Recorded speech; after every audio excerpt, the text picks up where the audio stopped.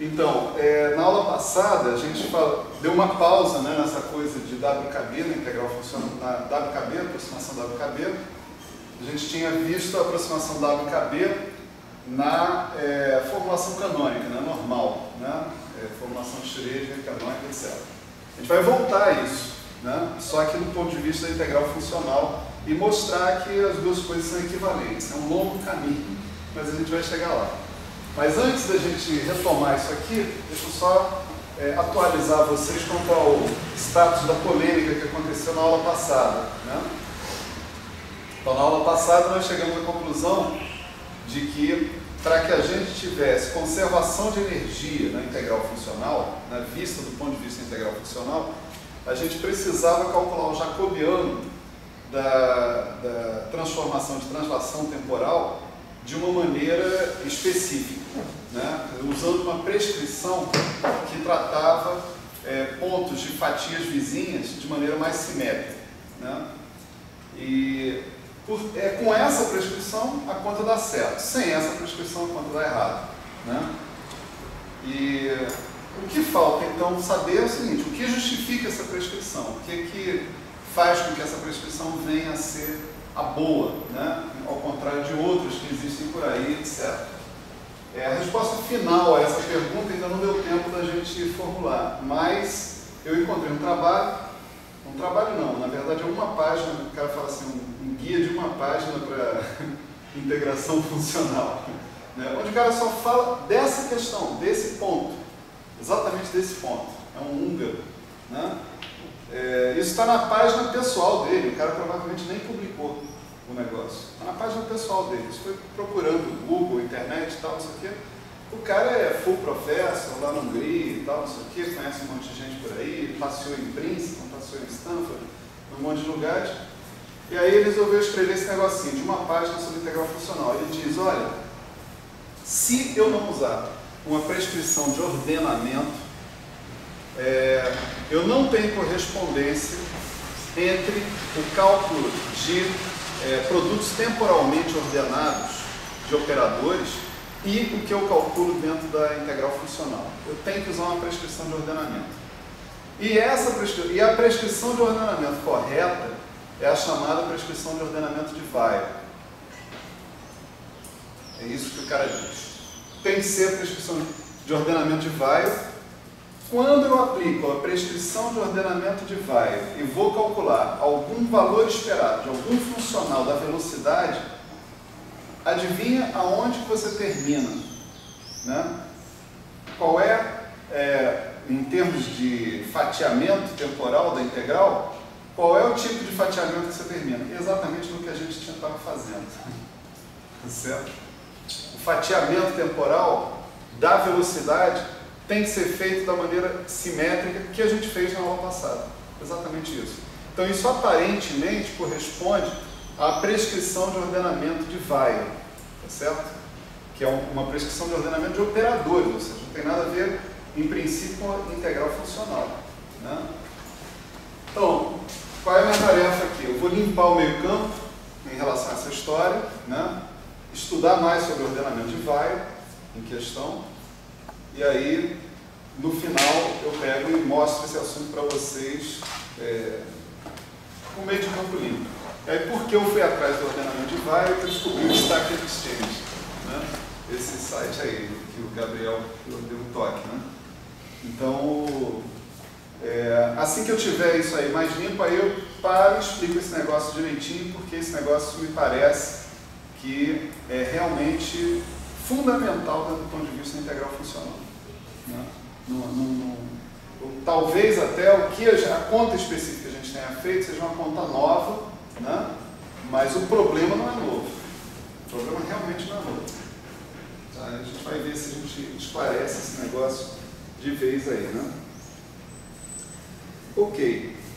Bom, então corta isso, né? Vamos de volta para a aula antepassada, né? Na aula antepassada, a gente estava falando sobre a aproximação WKB. Então a gente fez uma revisão da aproximação WKB dentro do contexto da mecânica quântica não relativista, né? A vamos abordar a tal da aproximação W-cabeça sob o ponto de vista da integral funcional, tá certo? E antes da gente fazer isso, da gente realmente voltar à aproximação W-cabeça, nós vamos rever, né, a conta que é usualmente feita sobre lagrangianas quadráticas. Então, mais uma vez, né, nós vamos calcular o propagador associado com uma lagrangiana quadrática genérica, tá certo? Não é tão genérica assim, né, porque ela talvez pudesse incluir alguns termos a mais que a gente resolveu não tratar aqui, mas genérica o suficiente para os nossos propósitos aqui, tá certo? Então vamos considerar o seguinte, vamos considerar que a gente está pensando numa subitem, né? Lagrangianas quadráticas. Então, vamos supor que a gente esteja considerando uma lagrangiana que seja dada por isso aqui, 1/2 de mx ponto ao quadrado mais ou menos, né? 1/2 de c de t x2 menos e de t vezes x. Então, você poderia colocar um termo linear também em x ponto, tipo x ponto, tá certo? Alguma coisa desse tipo. Mas isso só ia complicar um pouco mais o nosso problema.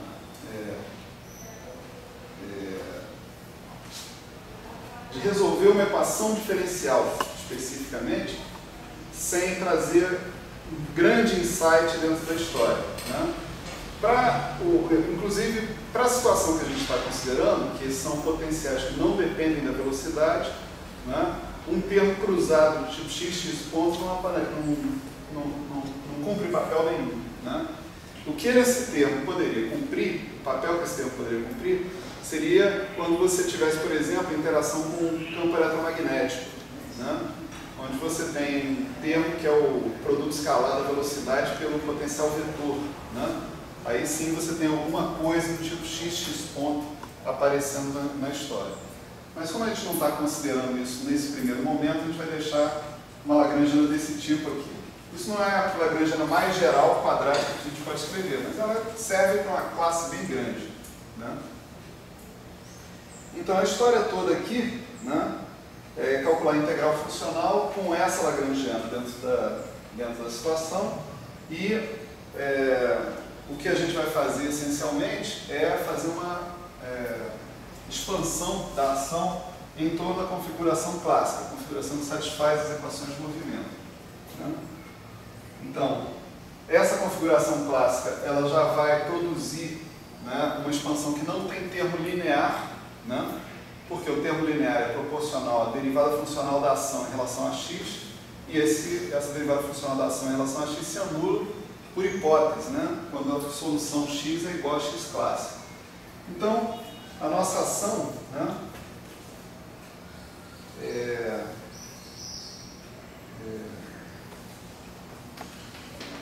ela vai ser a ação associada com x clássico, né, mais 1/2 integral dt de dt1 dt2 d2s dx de t1 dx de t2 x igual a x clássico vezes x menos x clássico de t1 x menos x clássico de t2, né? Essa é uma expressão exata porque a nossa lagrangiana é quadrática em x, então você não vai ter contribuição de ordem 3, 4, 5 nesse cara que está aqui, né? Porque a derivada funcional terceira da ação em relação a x se anula para qualquer x, né? Então, esse problema já está cansado de resolver milhões de vezes. Aqui nós vamos resolver pela milionésima primeira vez, né? Esse cara aqui a gente chama de y, né? Esse aqui é o y, o mesmo y, só que de T2, né? E o x clássico ele carrega todas as condições de contorno do nosso problema, por hipótese, portanto, nossos y, né? Aqui a gente integra sempre entre PA e TB, e x de PA é xa, x de TB é xb. Né? Os nossos y, portanto, satisfazem y de PA igual a y de TB igual a zero. Né? Tá certo? Portanto, o nosso propagador, né? O G, né? xbTB, xATA, ele fica dado pela exponencial de I sobre H cortado S de x clássico, né? A ação de x clássico, vezes uma certa integral funcional, né? Vamos chamar de integral sobre dy, né? Exponencial de I sobre H cortado, 2H cortado, integral dt1, dt2, né? Do d2s, dx de t1, dx de t2, x igual a x clássico, y de t1, y de t2.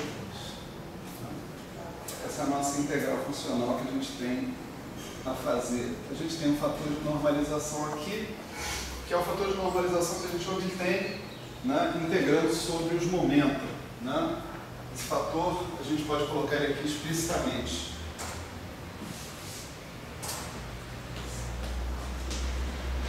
Ele é n sobre 2 deixa eu escrever só n aqui, né, por enquanto. Né? Daqui a pouco eu escrevo de volta o n completo. Né? Então, posso fazer, esse n eu deixo assim, de propósito, né? Genérico,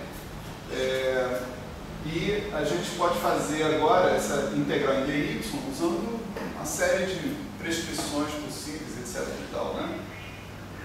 Nós vamos voltar atrás, né, e fazer a integral funcional usando a prescrição de time slicing, de novo, de fatiamento temporal. Certo? A gente não fez essa prescrição até agora, atenção. Né? A gente viu que dava um determinante, tarará, né? Mas a gente calculou esse determinante com auxílio de outras técnicas e tal. Aqui nós vamos terminar, como antes, no determinante. Só que o operador que a gente vai utilizar, vai ter que calcular o determinante, é um operador discretizado. Né? Salve. É um operador discretizado em função do método, né, de fatiamento temporal que a gente está utilizando. Então, essa integral que está aqui, né, vou chamar isso aqui de G tilde, de 0, TB, 0. TA, né? Esse G tilde, né, 0 TB, 0 TA, ele é, na prescrição de fatiamento temporal, né, limite, quando o n é infinito, integral dy1, dy1n. Né? Agora eu vou escrever o fator n explicitamente. Esse fator n é aquele fator que vem da integração sobre o espaço sobre os momentos. Né? Certo? Quer dizer, estou fazendo integral funcional só sobre o espaço de trajetórias, posições. Né? Isso por quê? Porque, teoricamente, eu antes fiz a integral funcional sobre o espaço de momento. Né? Então, o fator n que eu ganho quando eu faço aquela integral sobre o espaço de momento é esse cara aqui, n sobre 2πi h cortado epsilon elevado a n mais 1 sobre 2. Né? Isso todo mundo já sabe, a gente já tinha obtido esse fator antes. Né? E aqui aparece a exponencial desse cara aqui discretizado. Né? Como é que é ele discretizado? Vai ser I sobre H cortado. Né?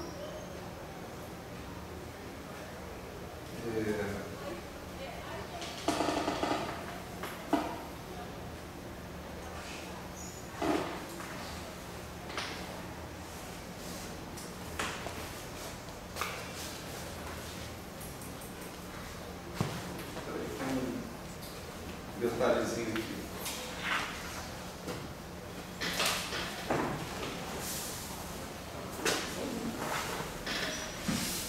detalhezinho bem perigoso.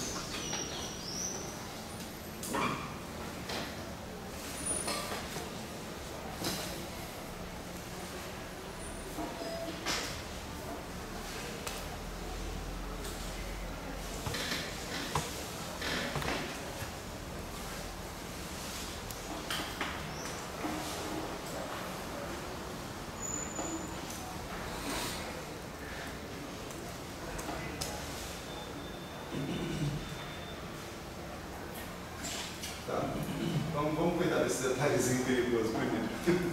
Né? Antes a gente vê o que a gente está fazendo aqui.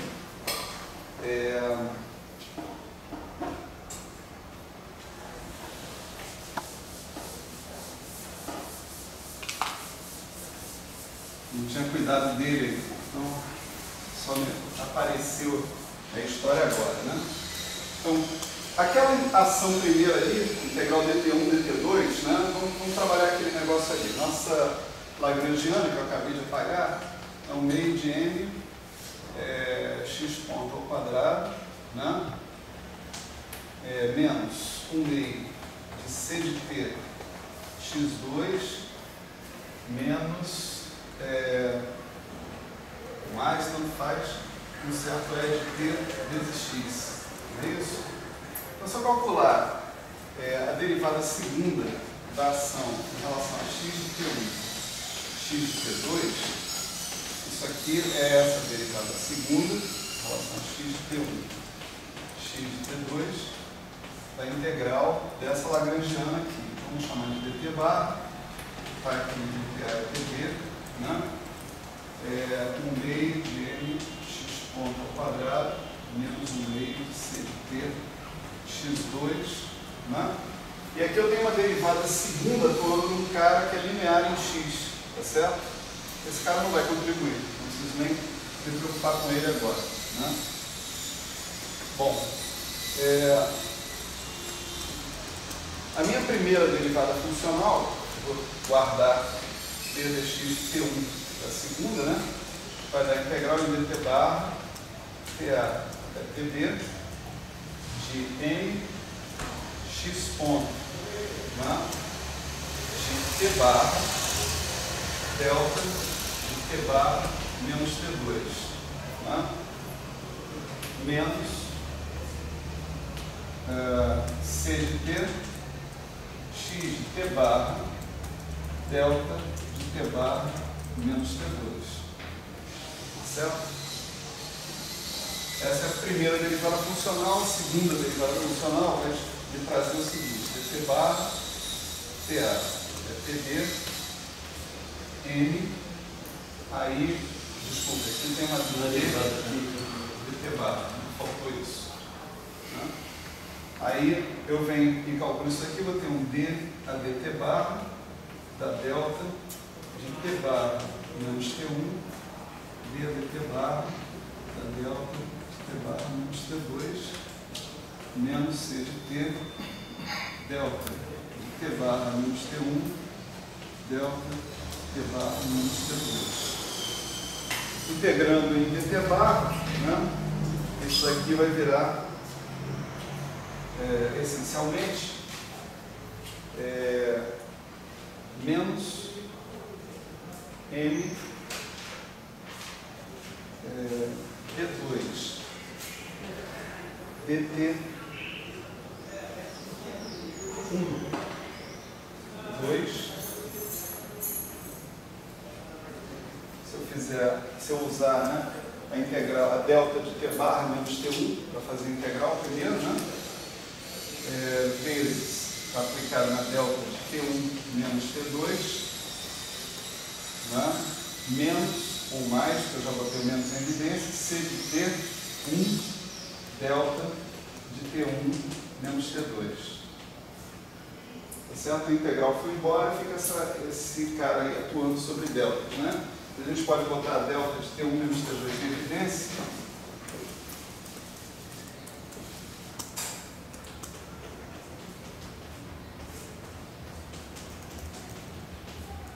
Ok.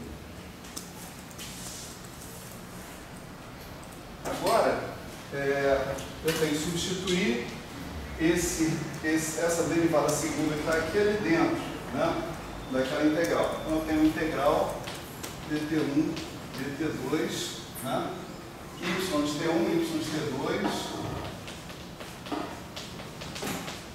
e agora esse objeto que está aqui. Né? O segundo objeto, né, é tranquilo, vai simplesmente matar uma das integrais, ou de t1 ou de t2, né, que vai me dar y de t ao quadrado, por exemplo. Né? Y de t1 ou y de t2 ao quadrado. A segunda, né, vai fazer a mesma coisa, só que ela vai me dar d2y de t1 ao quadrado vezes o y. Então, o resultado disso daqui é uma integral em dt, né, de menos, né, na verdade,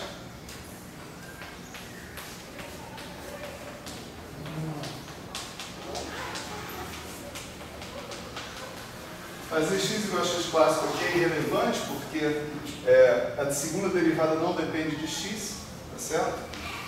Então, eu estou já mudando de variáveis, de t para t1, t para t2. Então, eu vou ter y de t, d2, dt2, mais c de t, y de t. Tá certo? Então, esse é o resultado de fazer aquela operação que está ali. Agora, eu vou voltar um passo para trás dessa história. Certo? Eu vou voltar um passo para trás. Eu vou fazer uma integração por partes nessa integral em y de t, d2, y, dt2. Né? Então, eu tenho que y, d2y, dt2, eu posso escrever como ddt de y, dy, dt, menos dy dt ao quadrado. Tá certo? Não, peraí.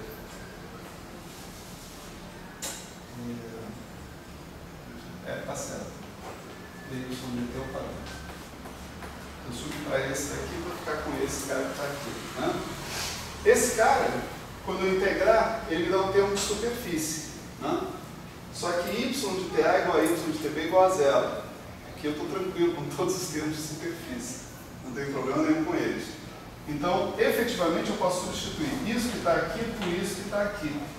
E o resultado ali vai ser, não mais eu vou botar o menos em evidência, tá certo? Vou colocar assim, integral em dt de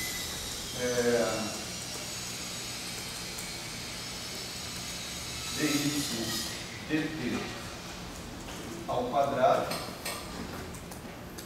menos c de t y ao quadrado. Então, voltei um passo para trás, né? na história toda. Tá? Eu tinha um d2y dt2. Por que eu voltei esse passo? Porque eu estou fazendo time slicing. Tá certo? No meu time slicing, eu ia ter que me virar para discretizar d2y dt2. Mais chato do que discretizar dy dt. Tá certo? A gente já discretizou antes. Né? Então agora essa ação, né? É isso aqui que vai ter que aparecer aqui sob a forma discretizada. Tá certo? Então, a gente colocou a ação nessa forma e a forma discretizada daquilo ali, né? Que faltaram algumas coisas, né? Falta um M, e aqui, portanto, falta um M, né? Ninguém me avisa, né? A pessoa sai fazendo merda. Então, exponencial disso sobre H cortado, somatório, J igual a zero até N, né? M sobre 2ε, yj mais 1 menos yj ao quadrado menos 1 meio de epsilon cj yj ao quadrado. Está claro para todo mundo que isso daí é o que tem que ser? Né? Aqui, por exemplo, a derivada de y ao quadrado é um negócio com epsilon 2, né? Descontando esse epsilon. como eu tenho uma integral, eu tenho um epsilon aqui de fora. Então, epsilon com epsilon 2, né, sobra 1 sobre epsilon que a gente está vendo aqui. Né? Esse termo está aqui, não tem epsilon nenhum aparecendo. Originalmente, esse epsilon que está aqui é o epsilon que vem da integral que foi transformado em somatório. Né? Então, está aí um monte de integrais gaussianos para serem feitas de novo, né? Mais uma vez. Tá certo? Mas agora nós vamos fazer isso de um outro jeito, um terceiro jeito, ou de um quarto jeito, não perdi a conta. Quantas vezes a gente fez essa conta, né? A bem da verdade, né? A gente ainda não tinha feito com C de T, ou C igual a C de T, né? Tá certo? A gente só tinha feito com C constante, M ômega 2, né? Tipicamente. Então, pelo menos tem essa novidade, C de T. C ser o C de T, né? A massa dependente do tempo, do nosso oscilador harmônico, né? Então, para fazer essa conta, né, eu vou seguir um procedimento muito próximo daquele que eu mostrei na aula passada, quando a gente foi calcular o jacobiano, tá certo? Eu vou definir um vetor grandão, né, que eu vou chamar de eta. Esse eta é o seguinte, ele é y1, y2, até yn. Tá certo?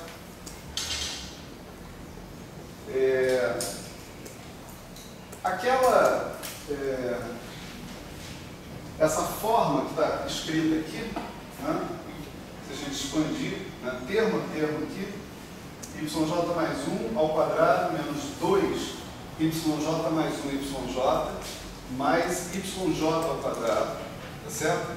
Coletar o que está acontecendo com cada yj, né, e tentar escrever isso aí como uma matriz, né? O que a gente vai escrever é uma coisa do tipo eta transposto sigma eta, tá certo? Vou colocar aqui como o cara está colocando, Schumann, né? Menos eta transposto sigma eta, onde esses caras aqui vão ser y1, y2, yn, e aqui eu tenho um matrizão, né, que ele vai ser escrito assim, olha, 2, menos 1, menos 1, 2, 0. Eu vou escrever 5 entradas aqui para a gente ficar tranquilo, né? Aí aqui vai aparecer menos 1, 0, 0, 0, menos 1, 2, menos 1, 0, 0, 0, menos 1, 2, menos 1, até a última entrada que vai ser 0, 0, 0, 0, 0. E aqui a gente vai colocar as duas últimas entradas aqui, de propósito.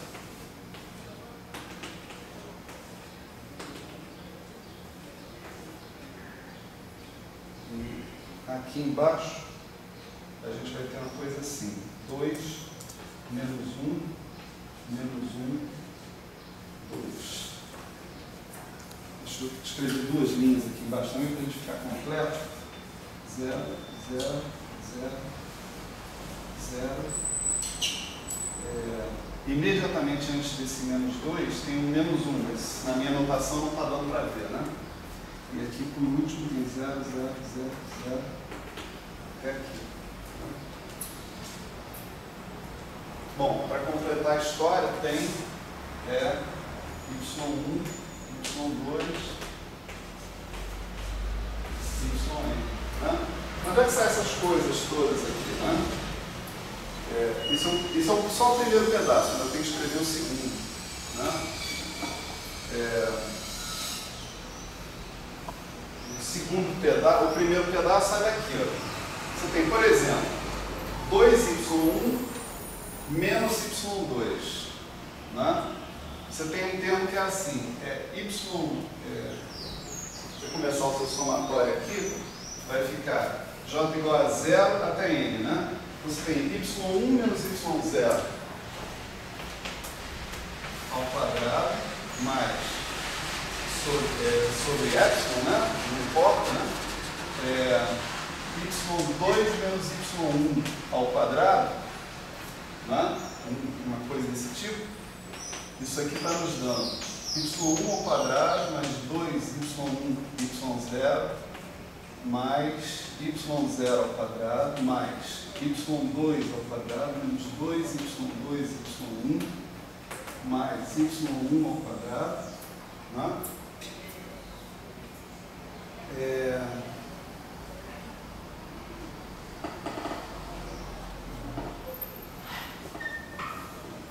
Claro que o próximo termo vai envolver y3 menos y2, mas eu estou querendo parar só nessa primeira linha, onde envolve y1 e y2, né? Então,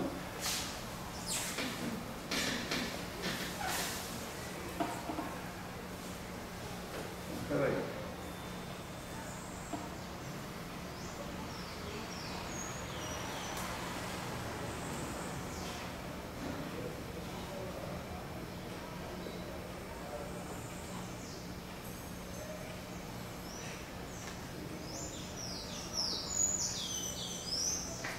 Por exemplo, esse cara aqui, atuando ali, vai gerar na primeira linha 2y1 menos y2.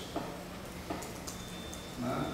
Isso vezes isso vai gerar um cara cujo primeiro componente é 2y1 menos y2.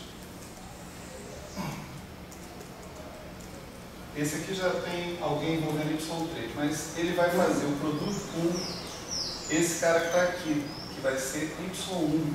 Então ele vai ter um termo que é 2y1 ao quadrado menos y2 ao quadrado. Né?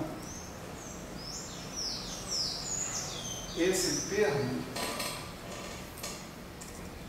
não, menos y1, y2.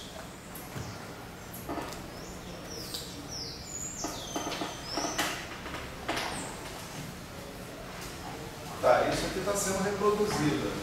y1 ao quadrado, 2y1, y2. Tá? Esse y2 ao quadrado vai contar na próxima rodada, quando tiver o y2 menos y3 ao quadrado. Né? E ele vai te dar um termo como esse, só que trocando y2 por y3 e y1 por y2. Né? Então essa matriz aqui, ela reproduz, isso aqui é só um corte, né? Um pedaço daquela primeira conta ali. Você vê que essa primeira linha e a primeira coluna reproduzem isso. Se você botar a segunda linha, a segunda coluna também, você vai ver que até, vamos dizer, ordem y2, né? Está tudo reproduzido. Depois até a ordem y3, até a ordem y4, assim por diante. Então, isso daqui é a matriz que resume essa forma quadrática que está aparecendo aqui. A gente não deveria estar usando justamente aquele YJ mais 2 menos Y, não? Não. Isso, não quero comentar sobre isso, porque isso ainda está sob júdice. Né? Mas você vê, na partícula livre a gente faz isso aí e encontra um resultado que está correto. Na partícula livre e no próprio oscilador harmônico, se a gente fizer o oscilador harmônico por time slicing, a gente encontra o resultado que é correto. Ou seja, o cara satisfaz a equação, ele é a função de Green da equação de Schrödinger. Você pode testar o resultado que você obteve aplicando o operador da função de Schrödinger e mostrando que o cara dá delta, né? Vamos dizer assim. E tanto na partícula livre quanto no oscilador harmônico isso funciona. Ou seja, para uma Lagrangiana quadrática o negócio realmente funciona sem problema nenhum. Por quê? Porque aparentemente essa forma quadrática que está aqui já exibe simetria entre o YJ e o YJ mais 1. Se você considerar todos os termos dessa história. Esse aqui é o lance, entende? Quer dizer, aqui você não tem uma fonte de assimetria como você tinha lá no cálculo do jacobiano. Mas isso que eu estou te falando, eu já pensei nessa pergunta que você fez, né? Por isso que eu estou falando isso. Eu não posso assinar embaixo e dizer que é isso. Entende? Tem que testar algumas outras coisas a mais. Por exemplo, uma coisa possível de ser testada é impor esse ordenamento privário e ver que a gente vai chegar no mesmo resultado. Entende? Eu acho que esse é um teste que precisa ser feito. Mas eu não fiz o teste, então não posso dizer para você, dá na mesma. Só te digo o seguinte, como isso dá certo, e como a tal da simetria aparentemente é necessária, eu enxergo essa simetria aqui nessa expressão. Tá certo?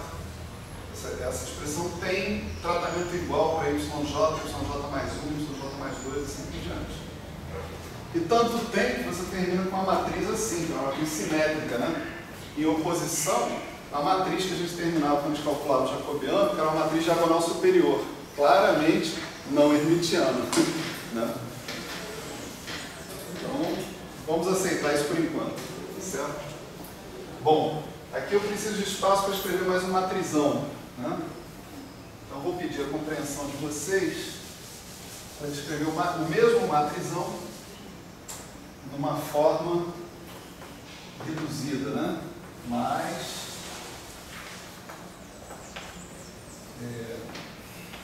Y1, Y2, YN.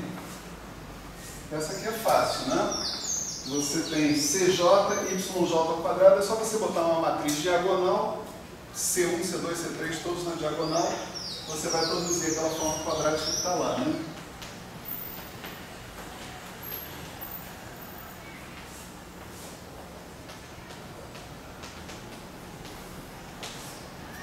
Certo?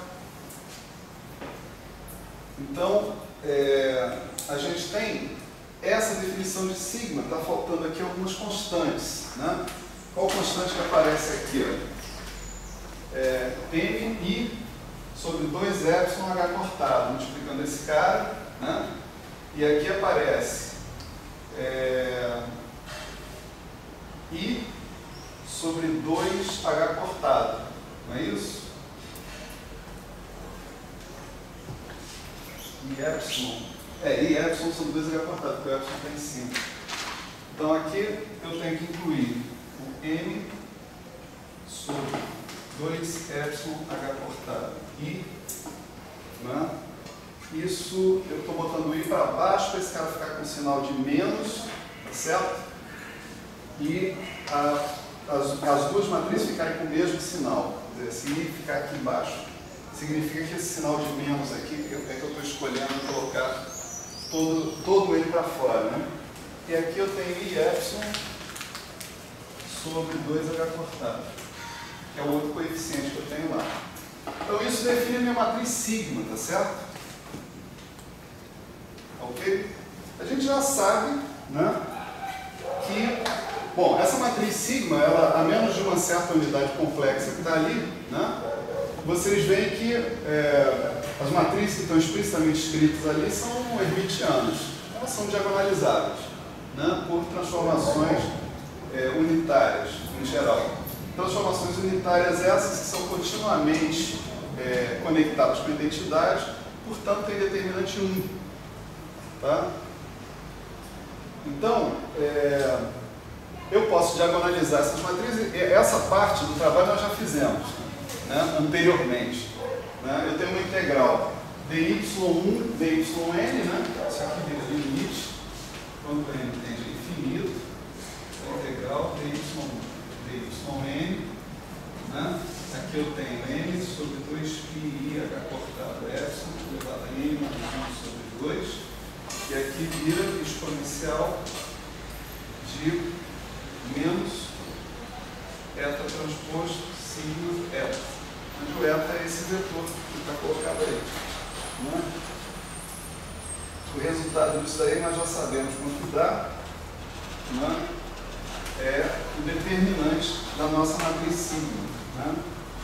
Portanto, sobre π, né? Na verdade, é π sobre o determinante. Então, a gente vai ter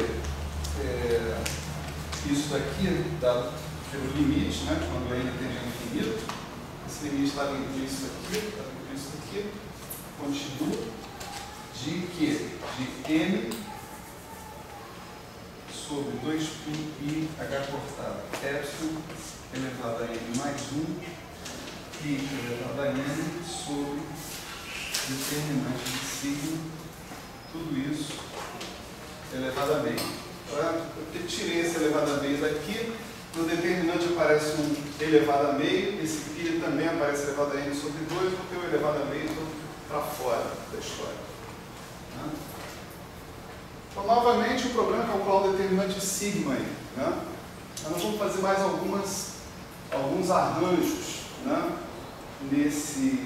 nessa matriz, para a gente terminar com um negócio mais palatável. Então, por exemplo, um arranjo que vai ser feito aqui é o seguinte: eu vou tirar um dos fatores, n mais 1, π sobre 2π h cortado epsilon. É n sobre 2π h cortado epsilon. E o resto disso daqui eu vou colocar dentro do fator que constitui a minha matriz sigma. Porque ele está elevado a n. Se eu pegar a minha matriz e multiplicar por um certo número, o determinante fica multiplicado por esse número elevado à dimensão da matriz. Então eu posso pegar esse número e colocar na definição da minha matriz. Eu quero guardar isso aqui, portanto eu vou usar só um quadro. Então, desculpa aí o negócio ficar apagando muito.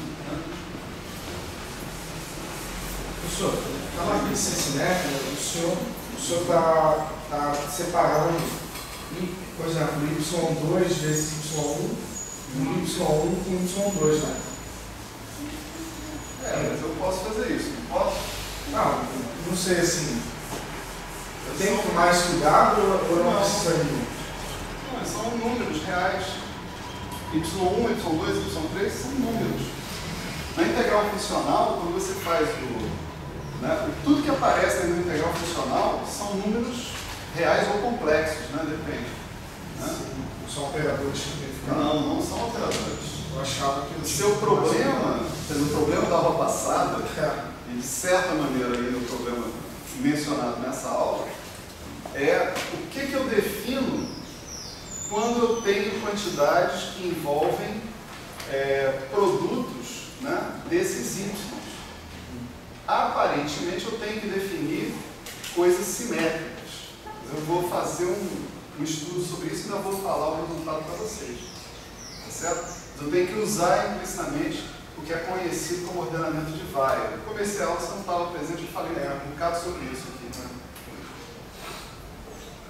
Enfim, mas vou voltar ao assunto, tá? Não se preocupe.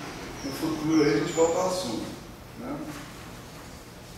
Bom, eu vou pegar e vou redefinir a minha matriz sigma da seguinte maneira. Eu vou dizer, se eu pegar e multiplicar por 2π i h cortado epsilon sobre n elevado a n do determinante de sigma, tá certo? Você veja que 2π não tem esse π não. O π é cancelado. Você vê que tem π elevado a n. Eu peguei o fator m sobre 2π h cortado epsilon vezes m sobre 2π h cortado epsilon elevado a n. Esse é que eu juntei com π elevado a n. Então o fator de π foi embora. O fator que sobra é esse aqui, 2i cortado epsilon sobre n. Ele está exatamente aqui, ó. M sobre 2i cortado epsilon. Vai cancelar. E o segundo fator, que é pi epsilon sobre 2h cortado, ele vai se reduzir a menos epsilon 2 sobre n. Então isso daqui me dá uma matriz que é assim. Isso aqui é o determinante dessa matriz aqui. 2, 1, tarará, menos 1, 2, tarará, até chegar aqui, menos 1, 2, A mesma matriz que está ali, mas agora não precisa ser tão explícito, quanto eu tinha sido. 0, menos 1, só para ser um pouco mais explícito do que eu estou sendo. Mais ou menos, na verdade, epsilon 2 sobre n, C1, C2, Cn.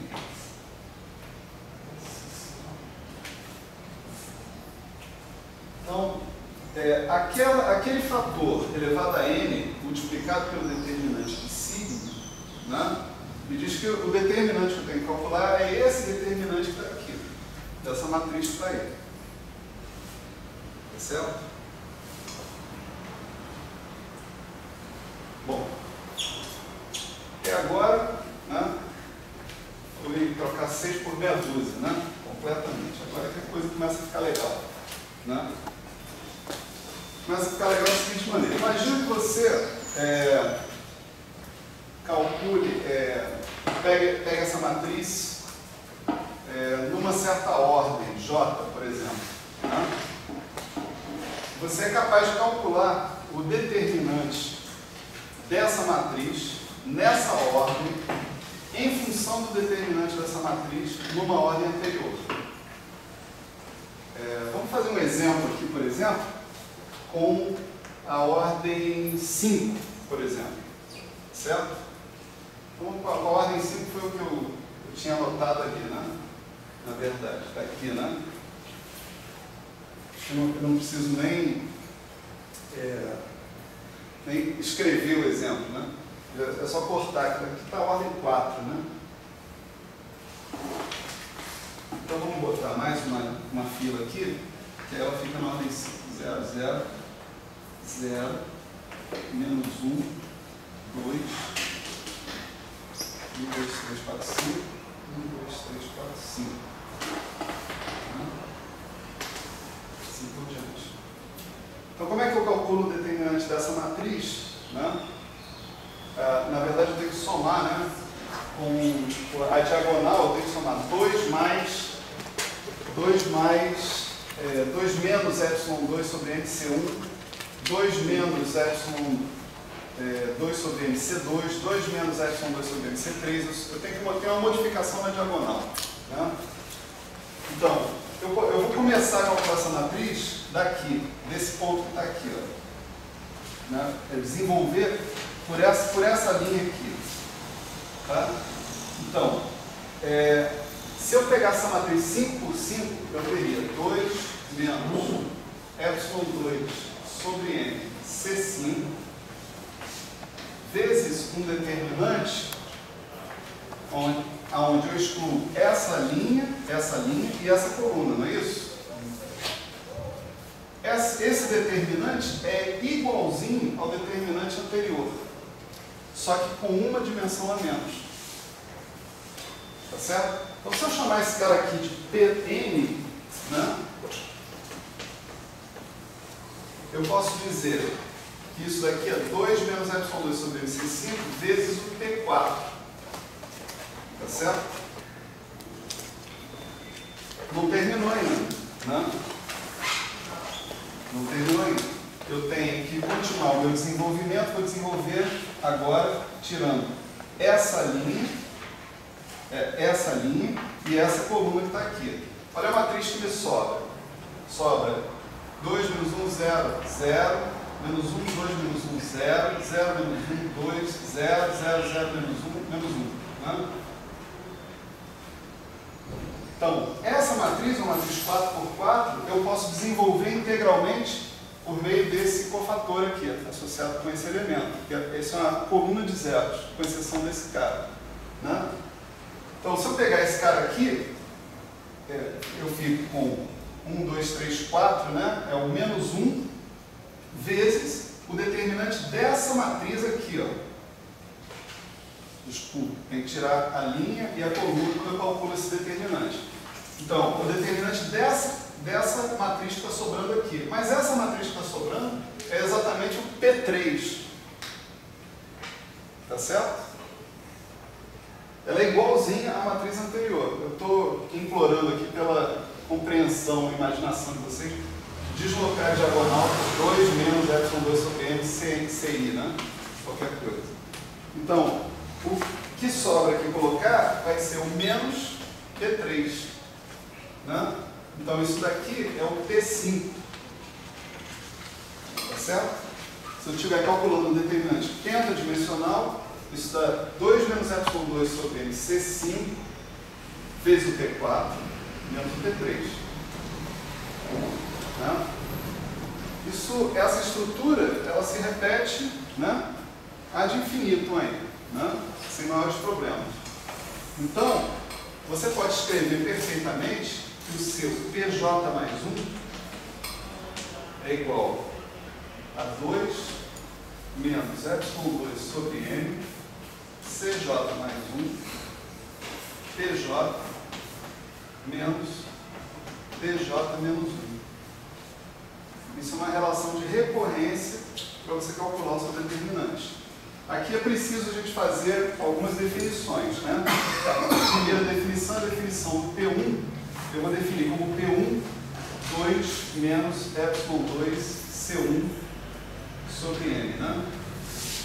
Eu tenho que fazer isso, senão minha relação de recorrência não fecha, né? E como eu tenho uma coisa, por exemplo, se eu tiver o P2 aqui, o J igual a 1, eu vou ter que encarar aqui um P0, né? O P0, para a minha relação de recorrência fechar, tem que ser 1. Tá certo? Isso é fácil verificar, né? É só você pegar um cara bidimensional, tridimensional, por exemplo, e fazer a conta, você vai ver que o número que você vai obter aqui é 1, essencialmente. Então você precisa que o P1 seja isso, que o P0 seja 1. Né? E agora, vamos pegar a relação de recorrência que a gente descobriu e reescrever essa relação aqui. Esse segundo termo que está com negativo, o senhor fez olhando para o número menos 1, que é o segundo termo do fator. Aqui no nosso exemplo, né, eu tinha uma matriz 4x4 para calcular o determinante, eu optei por calcular por essa coluna de zeros. Então, o número que aparecia que era menos 1. O menos 1 elevado a I mais J, aqui é 1, é mais 1. O sinal, né, do cofator é mais 1. Mas o número que está multiplicando aqui é menos 1. Agora, só não entendi por que é igual o resto da matriz dele igualzinho. Olha só. Você tem que tirar esta coluna e essa linha. Não é? Você já tinha tirado essa coluna. Quando você calculou o determinante do P5, né, você expandiu por essa linha. Né? Então, o determinante agora que eu vou calcular é o determinante de uma matriz 4x4 que não inclui essa coluna aqui. Você já tirou essa coluna. Então, eu estou apelando para a imaginação. Né? Eu estou comendo os passos de escrever no quadro, né? Mas imaginando que está todo mundo me seguindo. Né? Tá bom? Então essa coluna eu já tinha tirado. Então não posso colocá-la de novo. Né? Então legal. Vamos reescrever essa relação de recorrência de um jeito mais esperto. Né? O jeito esperto é o seguinte: PJ mais 1 menos 2PJ mais PJ menos 1 sobre epsilon 2 é igual a menos CJ mais 1 PJ sobre M.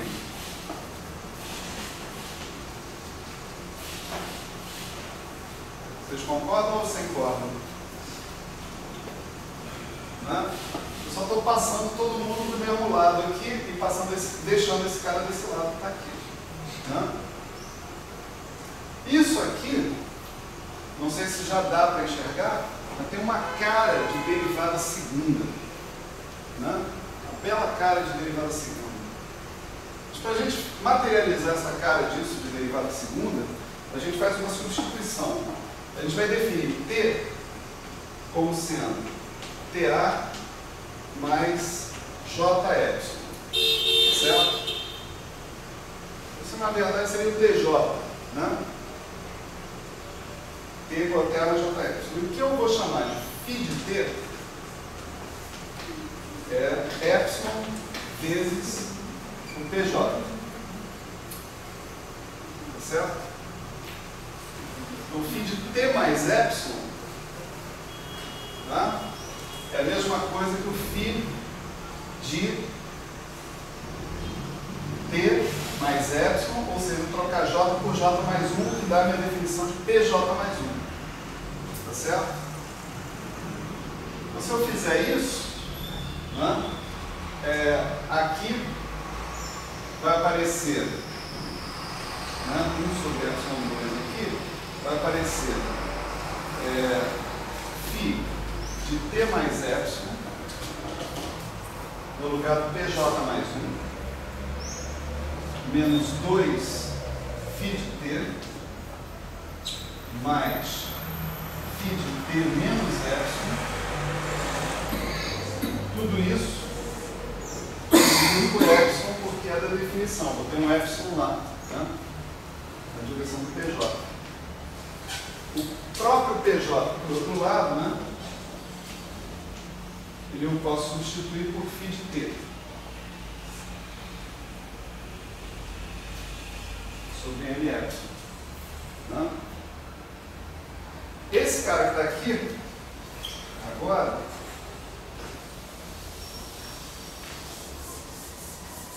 se dá pela definição original da derivada, né? Isso. Legal. É isso que eu ia comentar. Eu lembro do pouco que eu aprendi de grupo, de função de Green, que a derivada se transformava numa matriz assim, né? Tem 1 e 2.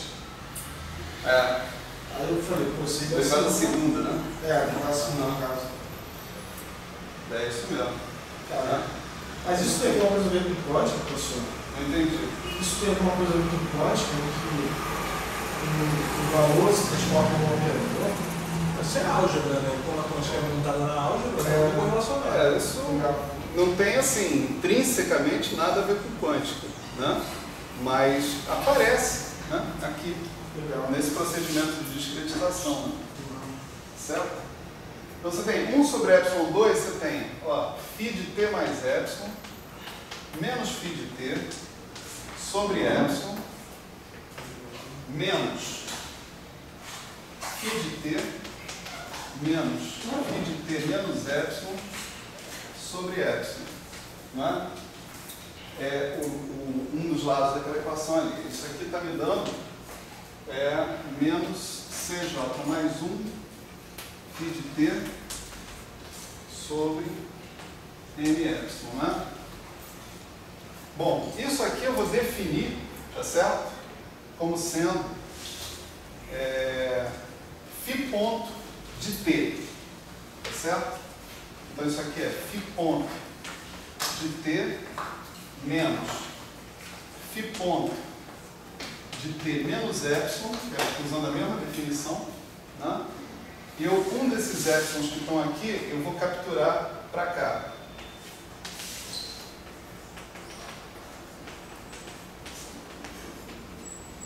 Certo? Eu posso cancelar esse epsilon com esse epsilon dos dois lados, né, da minha equação. E agora sim eu posso considerar isso aí no limite em que o epsilon tende a zero. Né? No limite em que epsilon tende a zero, aí eu não estou definindo mais, não. Isso aqui é a derivada. Né? E isso aqui é a segunda derivada, calculada em t menos epsilon. Né? Então isso daqui vai ser φ dois pontos, ou seja, d2φ dt2 em t menos epsilon. Isso é igual a menos c de t φ de t. Desculpe, esse é o c de t mais epsilon φ de t. No limite em que o epsilon tende a zero, isso daqui vira o φ de t, isso aqui vira o c de t. Então, essa quantidade φ de t, tá certo? Que eu defini ali, discretizada, né? Defini essa quantidade discretizada. No limite, né, em que o epsilon tende a zero, ou seja, no limite que você faz a integral funcional inteira, ela satisfaz uma equação diferencial, tá certo? De segunda ordem. Quais são as condições de fronteira às quais ela está satisfeita, às quais ela está sujeita? Né? Você vê, o φ de TA, né, se você olhar ali, T é igual a TA mais J epsilon. Então você vai fazer J igual a zero. Né? Quando J igual a zero, T igual a TA. Né? Então, o φ de TA é o epsilon T0. Né? Pela nossa definição ali. P0 é 1, no limite que o epsilon tende a zero, o φ de TA é zero. Né?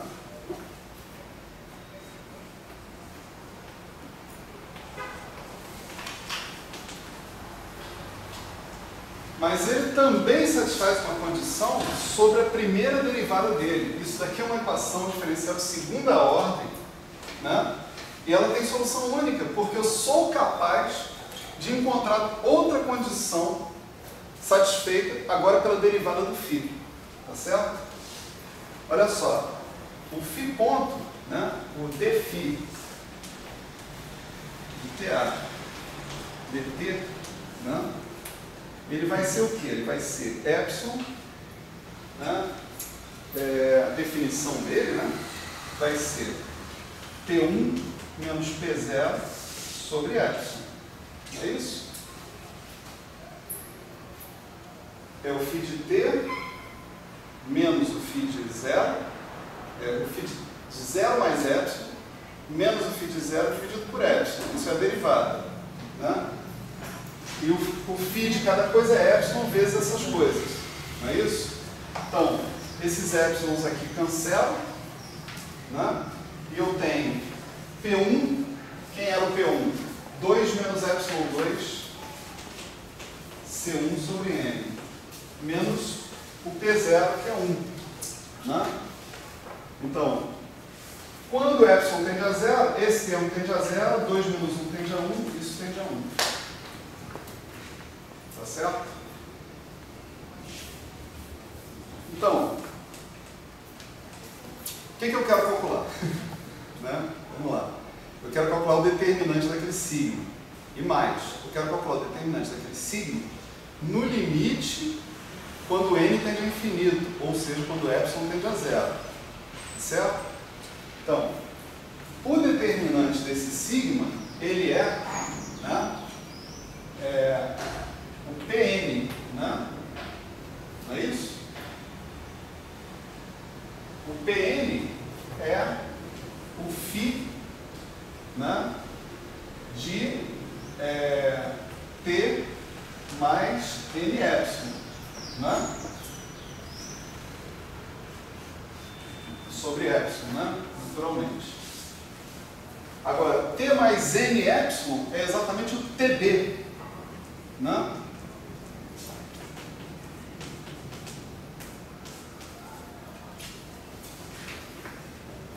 Então, o meu problema se transformou em resolver uma equação diferencial de segunda ordem, ordinária, né? Qualquer computador resolve para mim, mas algumas coisas dá para fazer sem computador, né? Encontrar a solução e calcular essa solução no outro extremo, em TB. Tá certo? Tá claro isso?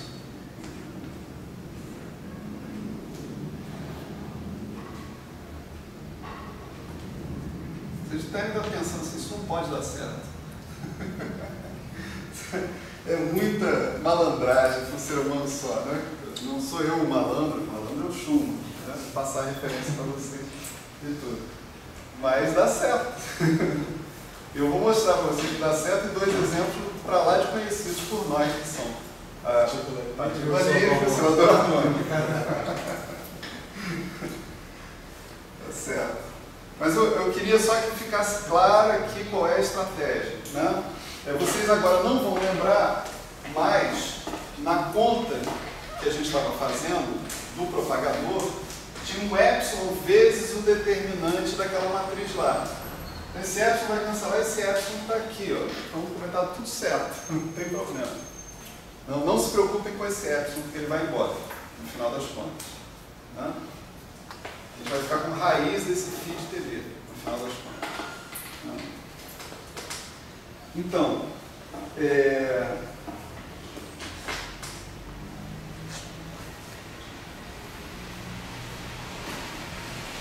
vamos particularizar analisar isso para a partícula livre, por exemplo, né?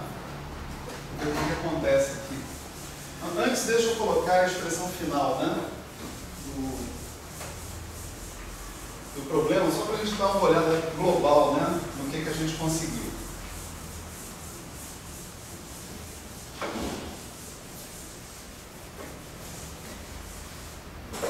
Vamos fazer o seguinte. Então, o nosso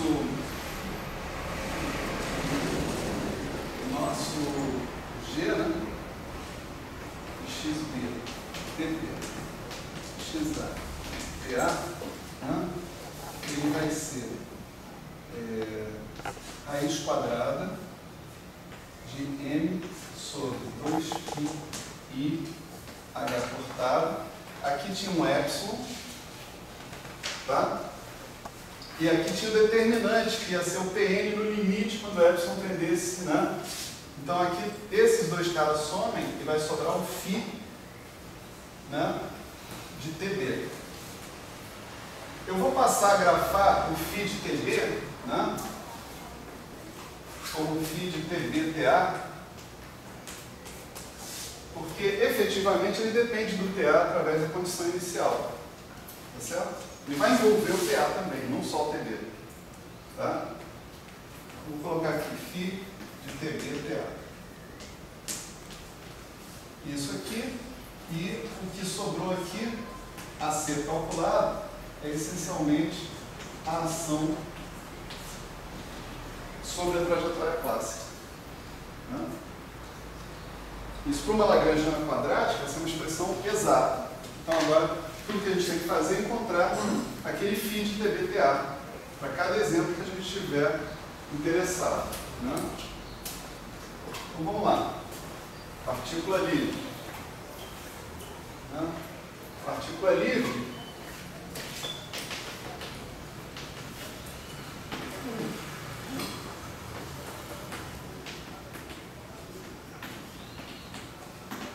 em relação à lagrangiana original de onde a gente partiu, né? A gente vai ter C de t igual a E de t igual a zero.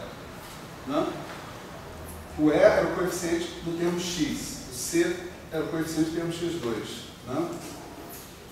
Então, a equação diferencial que o φ satisfaz é assim, d2φ dt2 igual a zero. Maravilha. Né? Então, d2φ dt2 igual a zero significa que o φ φ de t, né? É igual a t mais b. Certo? Vamos enfiar as condições iniciais na história. Então, φ de TA é igual a TA mais B, que tem que ser zero. Né? Então, isso aqui implica que o B é igual a menos A TA. Então, dado que o φ de TA é isso, né? O φ ponto de T, em T igual a TA, tem que ser igual a 1. Né? E isso nos dá A. Né? Então, A é igual a 1 e o B é menos TA. Portanto, o nosso φ de T é igual a T menos TA. Tá certo? Mas o cara que entra ali não é o φ de T, é o φ de TB. Né? Então, para a partícula livre, né, o φ de TB-TA é exatamente TB menos TA. Se vocês olharem lá, é isso. Depois que a gente olha para essa fórmula, né, a gente pensa, pô, né, as coisas, o mundo é mais justo, né, do que eu imaginava. Né? Olha só, agora em 30 segundos o oscilador harmônico. Né?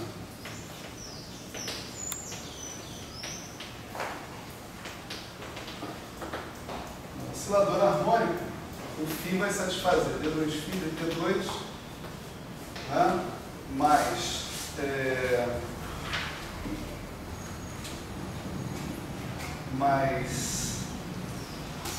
n, aqui tem n, ômega 2 φ igual a zero, né?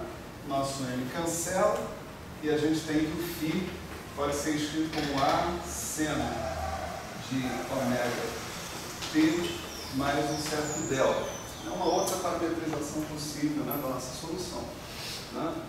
Então, novamente, se eu φ de t, o φ de zero, né? O φ de t0, né? TA, né? O φ de TA tem que ser zero, né?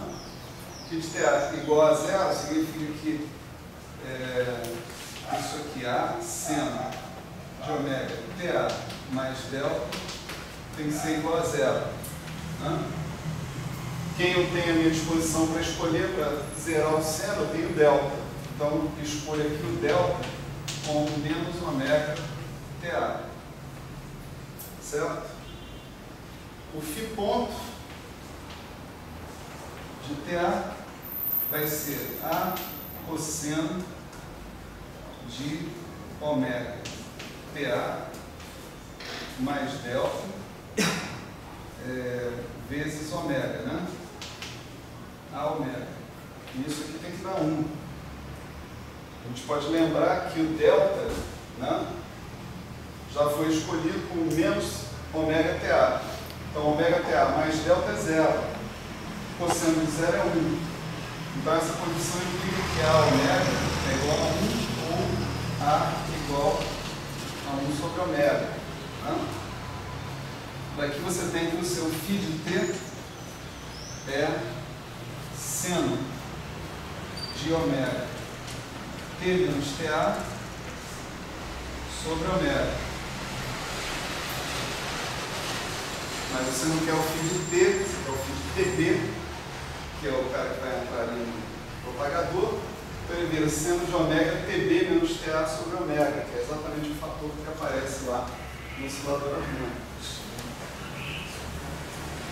Bonito, né? Entre nós. Então tá, então agora todo mundo confia plenamente, né, nesse método. Né? Que bruxaria é essa? Porque tudo que a gente calculou até agora está aí o método reproduzindo. Não é isso? Então todo mundo confia plenamente neste método. Então a gente agora pode tratar um potencial tratável por WKB, ou seja, um potencial que não varie tão brutalmente por aí afora. Né? Vamos rever como é que a gente faz isso. Né?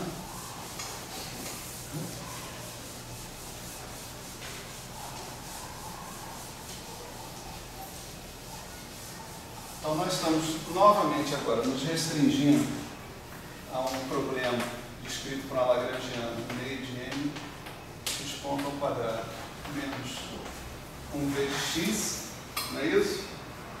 Esse v de x agora faz com que a gente potencialmente tenha todas as derivadas funcionais que a gente tiver lá na ação. Né? Quer dizer, se eu, por exemplo, considerar um v de x que não seja um polinômio, né? O resto quadrado de alguma coisa, logaritmo, 1 sobre alguma coisa, eu vou ter tudo quanto é derivada na frente. Né? Então, em princípio, para um v de x genérico, eu não tenho que parar aquela expansão da ação em torno da trajetória clássica no segundo termo. Né? O que dá a expansão da ação, né, em torno da trajetória clássica? Ela vai dar a própria ação clássica, a gente acabou de ver isso. O primeiro termo é zero, porque a trajetória clássica minimiza. O segundo termo vai dar, essencialmente, né, dt1, dt2, y de t1, y já estou fazendo a mudança de variável, x menos x clássico, né, alguma coisa aqui, né, y de t2, e eu tenho mais coisa pela frente, dependendo do v, né? Se o v for quadrático, para tudo aí, mas aí eu também não preciso mais de expansão de semiclássica nenhuma, já resolvo o meu problema todo. A graça é quando o v for mais do que quadrático, quando for cúbico, quartico, etc. Essas coisas assim. Né? O que me permite, eventualmente, desprezar, né, termos cúbicos, quarticos, quíntuplos, etc. Né? O que me permite fazer isso é imaginar um limite quando h cortado tende a zero, h cortado é pequeno. Né? A gente discutiu, quando a gente já falou sobre o método de ponto de célula, né, na aula antepassada, né, que aquele método era bom. Alguém fez uma pergunta que eu não me lembro quem, mas foi uma pergunta essencial, né, muito boa. Né? Aquele método era bom porque 1 sobre A era grande. Né? Então, se o seu expoente, se a sua função f de x que você estava fazendo a sua integral, se essa função fosse muito grande, se ela estivesse assumindo valores muito grandes, aquela exponencial era fortemente amortecida, se ali fosse exponencial de menos alguma coisa, ou se fosse y vezes alguma coisa, ela oscilava muito rapidamente. Né? Então, no limite h cortado tendendo a zero, se a gente se mantiver próximo da trajetória clássica, tá certo? Essa trajetória é a mais favorecida, ou correções próximas, de ordem h cortado. A gente chegou a fazer uma mudança de variáveis lá na integral simples que a gente viu na aula passada, na aula antepassada, que mostrava que a gente tinha uma expansão em potências de raiz de A, né? O parâmetro que aparecia na integral. Aqui seria uma expansão em potências de h cortado, né? Tipicamente. Então, dentro desses pressupostos, é que a gente pode pensar em parar o nosso problema aqui e dizer isso aqui é uma aproximação razoável do problema que eu estou querendo calcular. Né? E aí, aplica-se tudo que a gente acabou de fazer até aqui, porque isso daqui é uma Lagrangiana quadrática. Esse operador O, ele é alguma coisa, derivada segunda da ação em relação a x de t1, x de t2, calculado em x igual a x clássico. Então é algo que não depende de x, pode até depender de t, né? De alguma função arbitrária de t, de alguma coisa desse tipo, mas de x ele não depende. É um operador dependente só de t1 e t2 e dos parâmetros aí que aparecem dentro da Lagrangiana. Né? Então, tudo que a gente fez anteriormente está justificado. Né? Vai aparecer aqui de qualquer jeito. Né? O nosso operador O, se o termo de energia cinética é 1 meio de mx ponto ao quadrado, como a gente está supondo, ele vai envolver novamente y ponto ao quadrado, pelo mesmo argumento que eu dei aqui. Porque o v não depende de x ponto. Então, onde vai aparecer derivada, vai aparecer por causa desse termo. Então, esse operador aqui, ele já vai ser um cara do tipo d2, dt2. Você faz a integração por partes como antes, bota um d dt aqui, outro ali, vai aparecer y ponto ao quadrado. O resto são funções do tempo arbitrárias, dependentes do seu potencial, naturalmente. Tá certo? Então, o seu problema é exatamente o problema que a gente tem ali. Tá certo? Só que quem vai aparecer aqui embaixo, né? Que vai aparecer o determinante da segunda derivada funcional da ação em relação a x de t1, x de t2, né? O x de ta, x de tb, mais especificamente. Tá certo? É esse cara que vai aparecer ali. Então nós temos uma forma equivalente, né, para essa expressão do propagador, que é essa daqui, ó. O que aparece aqui é esse cara que está aqui. Né? Qual é a equação diferencial que esse cara satisfaz? Né? Ele satisfaz a seguinte equação diferencial. D2, né? Vamos fazer, né? Esse cara aqui, né? Ele é o quê? Ele é a segunda derivada da ação em relação a x de t1, x de t2. Né? Então, vamos calcular aqui a segunda derivada da ação. Isso aqui vai ser, como antes, né? Menos, vai ser d2, dt2, menos, né? d2, dt2, dt1, 2, menos d2v dx2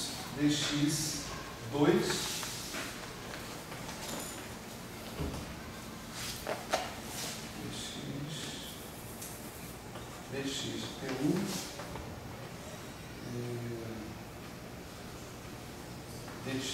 dx t2. Peraí.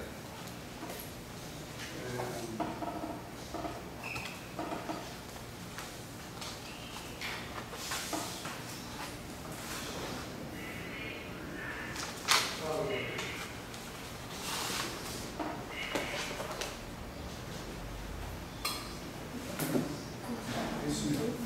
É D2, D2x, tudo isso de T1,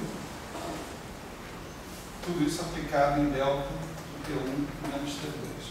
Esse aqui é o nosso O de T1 e T2. Né? É só calcular a segunda derivada da ação, é esse cara que está aparecendo.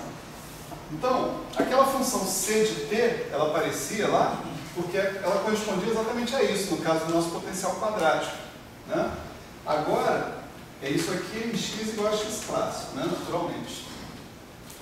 Certo? Tem que ser calculado em x igual a x clássico. Então, quando eu colocar isso de volta, né, ali na nossa integral, o que a gente vai tirar vai ser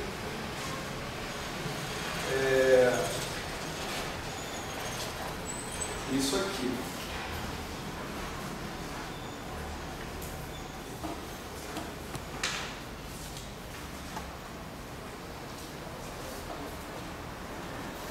A gente vai tirar m v2 dt2 mais v2' de x clássico aplicado em φ de t igual a zero. Tá certo? Eu estou dizendo, se o nosso operador O que aparece ali é esse, né? Aquela função φ vai satisfazer essa equação. Né? Com as condições de contorno anteriores, iguaizinhas. Né? Φ de TA igual a zero, φ ponto de TA igual a 1. Essa função φ, professor, ela está fazendo como se fosse o papel da delta. Delta por quê? Não sei, porque ela está no mesmo lugar que a... Quando você olha para a expressão do lado, você está no mesmo lugar que a delta. Ah, sim. Isso é circunstancial. Uma espécie de limite, tipo, no limite a φ vai ser uma delta. Aqui você tem um operador. Uhum. Aqui você tem um operador. Eu vejo que o sinal aqui, inclusive, está trocado em relação àquele lá. Né? Você tem um operador. Aqui você tem uma equação diferencial para uma função. Tá certo? Aqui eu não estou dizendo que isso aqui é zero, por exemplo. Estou falando operador. Tá certo? Esse operador é o que aparece aqui. Aqui não, aqui eu tenho uma equação diferencial mesmo. Tá certo? E o senhor tirou essa expressão da onde? Eu desenvolvi essa expressão para uma lagrangiana quadrática genérica. Agora, eu estou dizendo para você o seguinte: um problema com potencial genérico, se eu fizer uma aproximação semiclássica, tá certo? Ele cai exatamente no problema de uma lagrangiana quadrática genérica. Então, eu estou usando tudo que eu acabei de desenvolver para uma lagrangiana quadrática genérica, tá certo? Para lidar com essa aproximação. Nessa aproximação, a minha lagrangiana é quadrática e esse termo que está aqui é exatamente isso. Então aparece aqui o V2' do x clássico como sendo aquela função C que eu usei para definir a equação diferencial que definiu o φ. Vamos lá, ainda não rolou. Então, pergunta mais, que aí, quanto mais você pergunta, mais eu consigo explicar. Não sei, assim, esse que é o problema. Uma das coisas de você não saber o que você não sabe. Tá, peraí. Então isso significa que a Paração da dúvida. Isso significa que a explicação está horrível. Não, vamos lá. Isso. Vamos lá, peraí. Calma, muita calma. O senhor colocou o x clássico dessa vez. Eu estou vendo que isso é o longo. Você fez aplicando o x clássico. Tá, agora peraí. Volta tudo, tá? Volta tudo. O que a gente estava fazendo aqui? Né? A gente estava trabalhando com uma lagrangiana quadrática. Tá certo?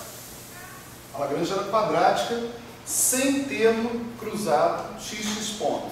Não tinha um termo cruzado. Por isso não era a mais genérica possível, mas é possível chegar na mais genérica possível, sem problema nenhum. Né? Então, nós estávamos trabalhando com a Lagrangiana quadrática. Para uma Lagrangiana quadrática, né, a gente viu que o problema se reduzia a isso. O propagador era exponencial da ação clássica vezes um